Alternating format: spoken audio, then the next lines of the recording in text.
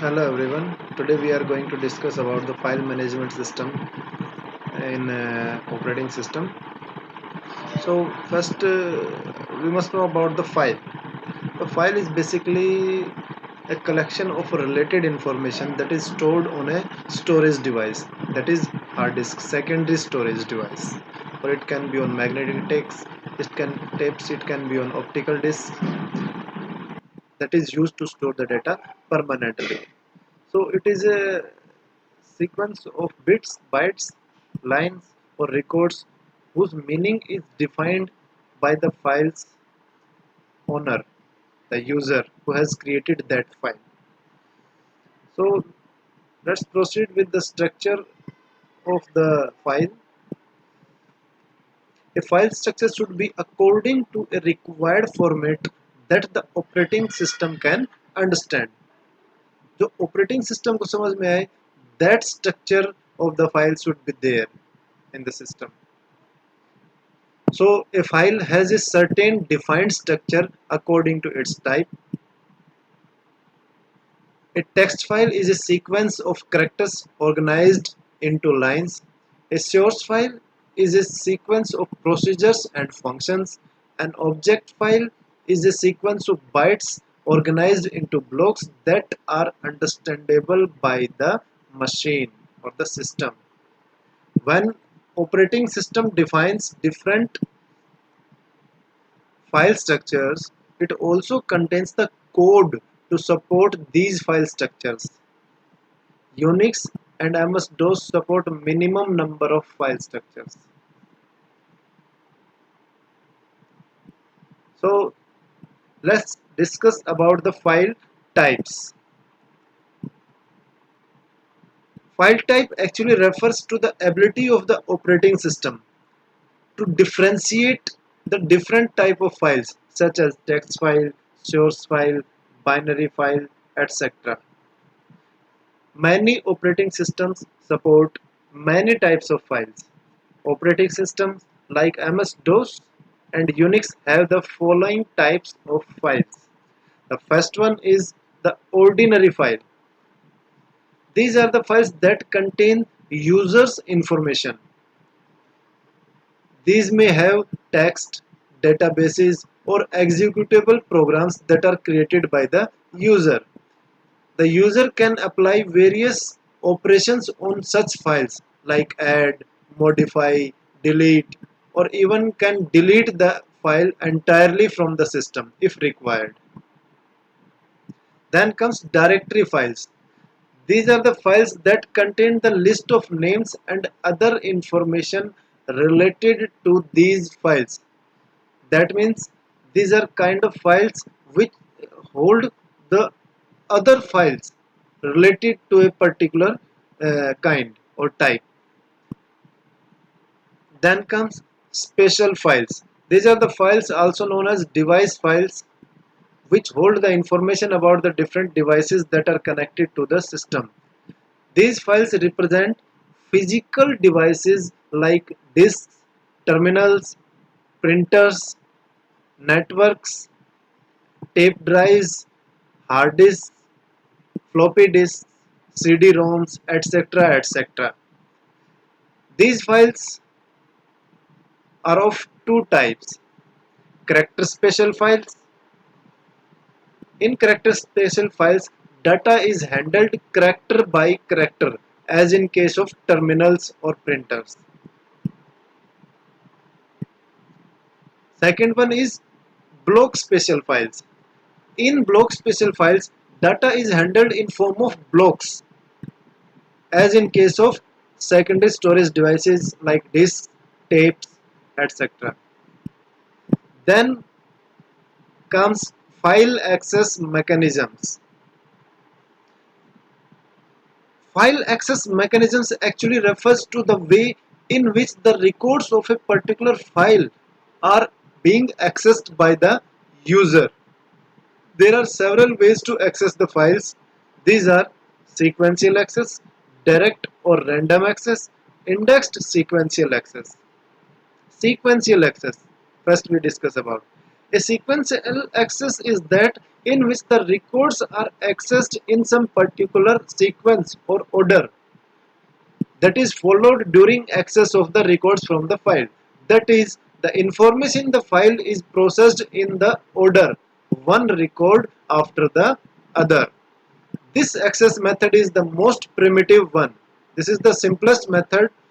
For example, compilers usually access files in the sequential access order. And second mechanism is direct or random access. Random access files organization provide accessing the records directly without following a particular order or sequence. In this, each record has its own address on the file. With the help of that address, the file can directly be accessed either for reading or for writing.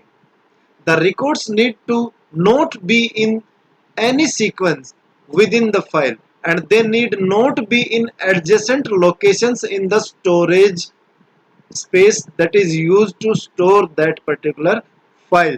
That means the records of a file in the storage can be stored at any location of the storage device.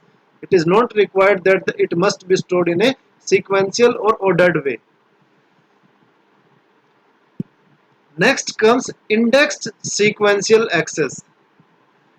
This is the enhanced or extended mechanism of the sequential access that we have discussed earlier.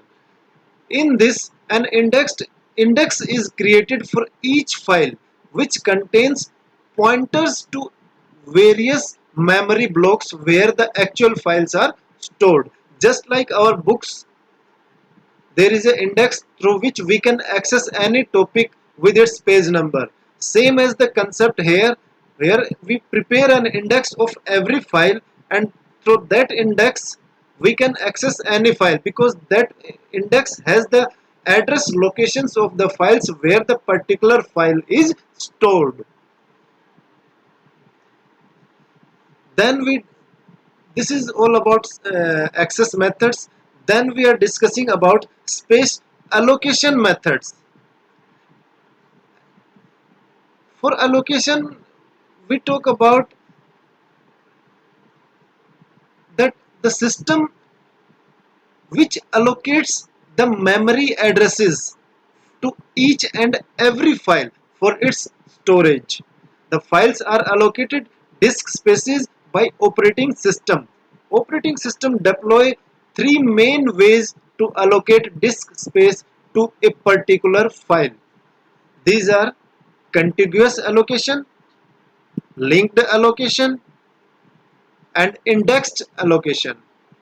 So first we talk about contiguous allocation.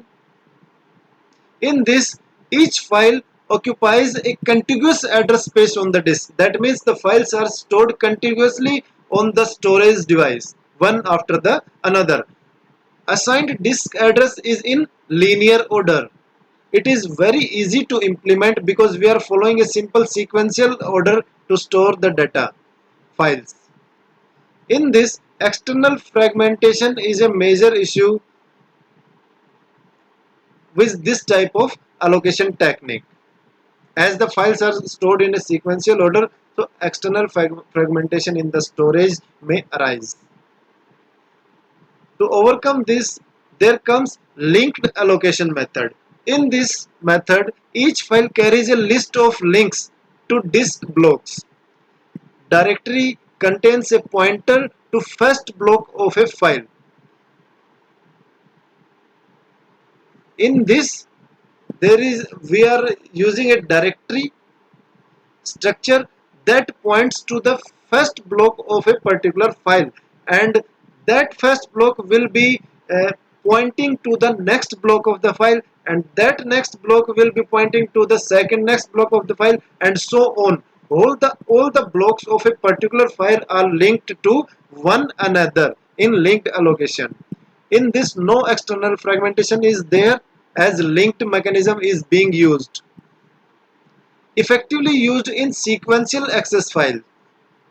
If we are talking about access mechanisms, if sequential access mechanism is there, it can be effectively used. But if direct access method is used, so for that it is inefficient. For that, a new allocation method comes, that is indexed allocation method. Now this method provides solution to problems of contiguous and linked allocation. In this, an index block is created, and that block is having the pointers to all the files in the system. That means if a particular file has 5 blocks, then all the 5 blocks will be pointed through that index block, and each file has its own index block which stores the addresses of the disk space occupied by the file. Suppose a particular file is stored on the disk block 1, 2, 3, 10, 20 and 30. So the index block will be having the links to all the blocks that are acquired by the particular file. That is, if if we specifically talk about this file, then the index block will be having link to memory block 1, memory block 2, memory block 3, memory block 10, memory block 20 and memory block 30, because each file has its separate index block which is used to specifically point to the blocks of that file only in the memory space. In this, the directory contains the addresses of the index blocks of files.